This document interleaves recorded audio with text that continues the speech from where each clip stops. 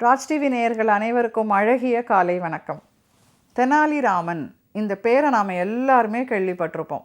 தெனாலிங்கிற ஊரில் பிறந்த ராமனுங்கிற சிறுவனை பற்றி நிறைய கதைகள் இருக்குது. அவருடைய புத்திசாலித்தனம், புத்தி சாதுரியம், பேச்சு சாதுரியம், சமயோசித புத்தி, இப்படி சொல்லிக்கிட்டே போகலாம். இன்றைக்கி ஒரு ஃபன்னான கதையை தான் நான் இன்றைக்கி சொல்ல போகிறேன். அதை தான் ஷேர் பண்ண போகிறேன். நம்ம கிருஷ்ணதேவராயருடைய அரண்மனையில் நம்ம தெனாலிராமன் விதூஷகனாக இருந்தான், விகட கவியாக இருந்தான்.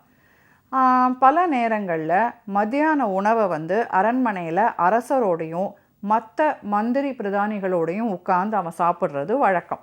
அப்படி ஒரு நாள் அவன் சாப்பிடும்போது கத்திரிக்காய் கறி பண்ணியிருந்தாங்க. அந்த கத்திரிக்காய் ருசியான ருசி, பயங்கரமான ருசியாக இருந்தது. இவனுக்கு சுவை மேலே பயங்கர ஆசை. இவன் அப்படியே அந்த சுவைக்கு அடிமையும் ஆயிட்டான். கத்திரிக்காய் கறியை கொண்டு வாங்க, கத்திரிக்காய் கறியை கொண்டு வாங்கன்னு கேட்டு வாங்கி சாப்பிட்டுக்கிட்டே இருந்தான்.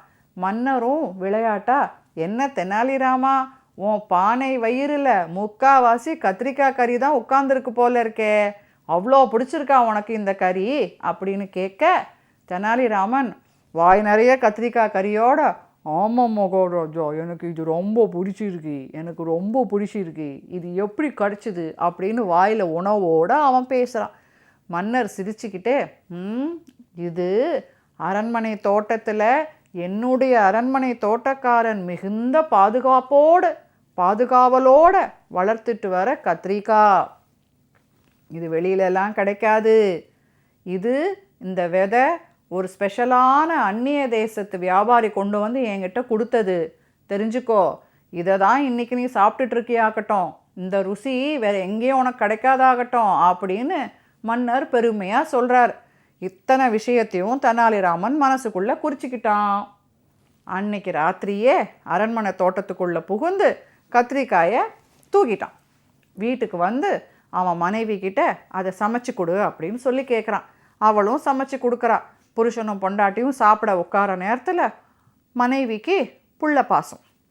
இவ்வளோ அற்புதமான கறின்னு சொல்கிறீங்க, வெளிநாட்டு கத்திரிக்கான்னு வேற சொல்கிறீங்க, இது ருச்சியை பற்றி நீங்கள் சொல்லாத நாளே இல்லை.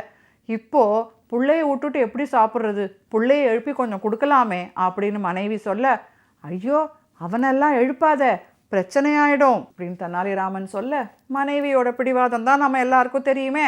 தெனாலிராமன் மனைவி மட்டும் அதுக்கு விதிவிலக்கா? அவள் பிடிவாதம் பிடிக்கும், எனக்கும் வேண்டாம் அந்த கறி அப்படின்னு சொல்ல, இது என்னடா இது, சரி இரு, புள்ள சாப்பிடணும் அவ்வளோதானே, இந்த இரு வரேன் அப்படின்னு திண்ணையில் படுத்துட்ருக்கிற பையனை முகத்தில் தண்ணியை தெளித்து, டேய் எழுந்துடுடா, ஏண்டா இங்கே படுத்திருக்க, மழை வருதுடா, மழை பெஞ்சிட்ருக்குது, நீ நனைஞ்சிட்ட பாரு, முகத்துலலாம் தண்ணி, வா உள்ளவா அப்படின்னு உள்ளே கூட்டிகிட்டு வரான் தெனாலிராமன். உள்ளே வந்த பையனுக்கு கத்திரிக்காய் வாசனை மூக்க தொலைக்குது. அப்புறம் என்ன, 3 பேரும் சேர்ந்து ஒரு பிடிக்கிறாங்க. அப்புறம் படுத்து தூங்குறாங்க. அடுத்த நாள் காலையில் கத்திரிக்காய் திருட்டு வெளியே வந்துடுச்சு. யார் எடுத்திருப்பான்னு எல்லாருக்கும் ஒரே சந்தேகம்தான்.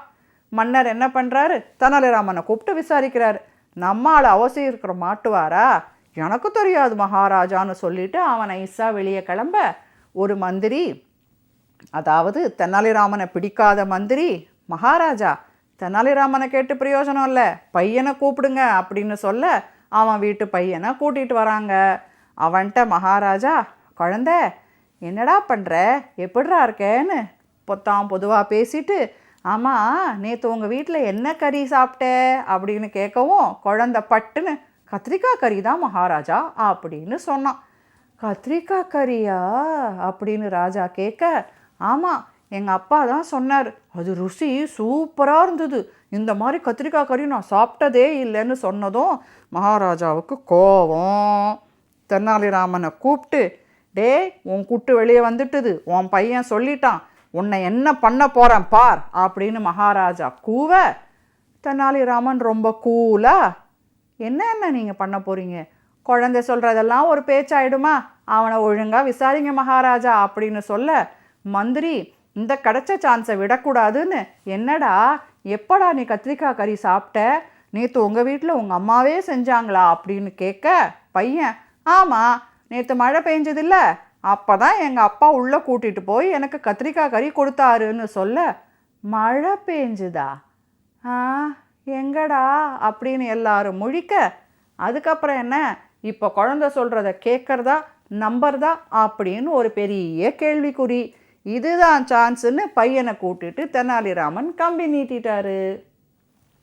ஆக சமயோசித புத்தி இருந்தால் எந்த இடத்துலையும் எப்படியும் நாம் பிழைச்சிக்கலாம். மீண்டும் நாளை அழகிய கதையோடு உங்களை சந்திக்கிறேன். நன்றி, வணக்கம்.